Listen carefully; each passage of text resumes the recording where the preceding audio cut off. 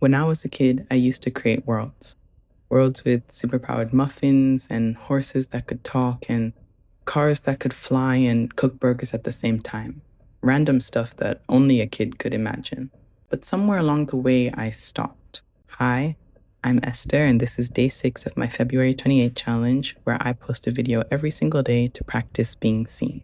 Having an active imagination as a kid, I naturally gravitated towards the arts. I used to write stories, paint, draw, and even sing. My mind was this endless well of possibilities. But when I was 18, life got a little tough.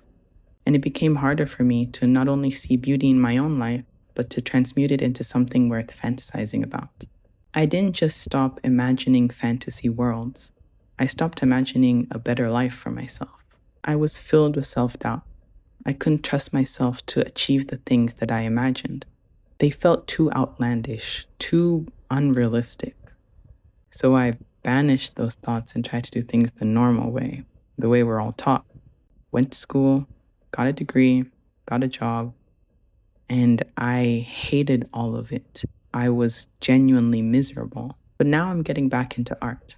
I've been drawing for about 2 weeks now, and even though it's hard, it's genuinely satisfying. I'm starting to remember why I enjoyed it so much. And honestly, it just feels good to have an outlet again.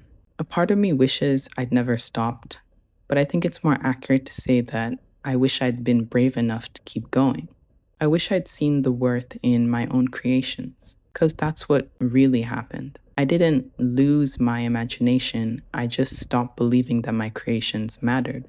I felt like I wasn't good enough. But now I'm realizing that it's not about being good enough. Because one, there will always be someone better than you. And two, what you see in your head will always be a little bit out of reach. The joy of creating isn't in the acknowledgement of others. And it's definitely not in how perfectly you can bring your ideas to life.